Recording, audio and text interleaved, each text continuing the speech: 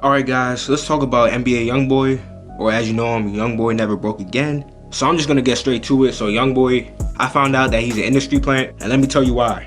So Youngboy, if you remember, Youngboy dropped his first mixtape in 2015. Now the mixtape was called Life Before Fame. Then he followed that mixtape up at the end of the year with another mixtape called Mind of Menace. So if any of you guys are like Youngboy fans, you remember in 2017 when Youngboy was facing endless legal issues. Then it was reported that he signed a multi-year deal with Atlantic Records. So at this point, Youngboy was considered signed by Atlantic Records.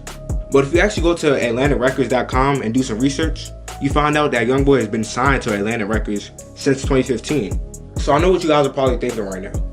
Why would Atlantic Records announce they signed Youngboy in 2017 when he's been signed with them for at least 2 years? Well, this is why. Because NBA Youngboy was planted into this industry.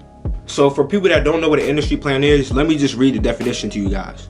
The term industry plant refers to an artist who appears to have slowly accumulated a loyal fan base over a significant length of time, but upon closer inspection has no clear origin story. So let's talk about Youngboy's origin story. So I just explained he released his first 2 mixtapes in 2015.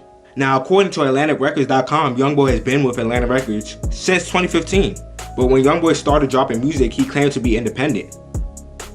So why would he say he's independent when he signed to Atlantic Records? The reason why he would claim to be independent is because being an independent artist is beneficial to the artist.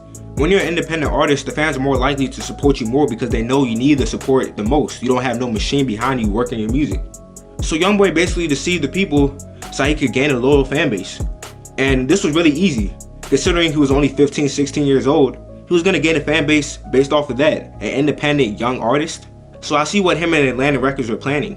And when I say this, I don't want y'all to think that Youngboy doesn't make good music. Youngboy is actually a talented artist. He's a good artist. He's actually one of the better examples of an industry plant. But he is an industry plant. Let's get that straight. Having good music does not make you an industry plant. You could be a great artist and still be an industry plant. I'm not trying to say that his music is any less authentic. All I'm saying is that, let's just be honest. People think that they're the one that discovers artists, when in reality, it's the label that discovers the artist. The label is the one that made it seem like you discovered the artist. The label is the one that positioned this particular artist in front of you, put it in your face on YouTube or Twitter, anywhere in the algorithms to make it seem like you discovered this artist, when in reality it was not organic at all.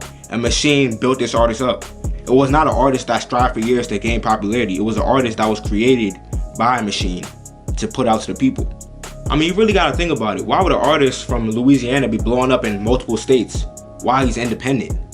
It's really hard to do that, especially in this day and age. There's way too many artists that are oversaturated in social media and YouTube and everything for you to find out about this particular artist. There had to be a machine. He had to be funded. It had to be a budget behind this artist. It is not easy to just blow up. I mean, I thought it was even obvious in 2016 when he dropped, I believe, 38 Baby, and he had a Boosie feature and a Kevin Gates feature. And guess what label those artists are signed to? Atlantic Records. So it's starting to add up now. Now the label will want you to think that he just got these features organically because, oh, all these artists are from Louisiana. They purposely set it up in that way to make it seem like the features happen organically, when in reality Atlantic put these artists together. But they disguised it perfectly by only putting Louisiana artists together. Then it wasn't until later on where we saw Youngboy with other features like Young Thug or Lil Baby. This was all planned by the label Atlantic Records, and you gotta applaud them. I mean, I'm just glad that they picked a good artist to do it with. And if I'm being honest, I'm glad that Youngboy is put in this position. I really think that he deserved this opportunity. He's actually talented. You can't say that for a lot of industry plants. I mean, Youngboy has proved that he would be a gift to any label. He puts out music consistently. The music is high quality. He has a loyal fan base. That's any record label's dream right there. So we gotta applaud Atlantic, man. They discovered him before anyone else. Literally before anyone else. Don't think that you're the one that discovered Youngboy. You did not. He was discovered way earlier before anybody knew about him. He's been signed with Atlantic Records since 2015, not 2017. Youngboy has not been independent since you knew about him. He's always been signed. I just wanted to let y'all know that. He's an industry plant. So thanks for watching. Make sure y'all like and subscribe. Leave a comment about what y'all think about this. Let me know if y'all want me to have more videos like this. Thank you.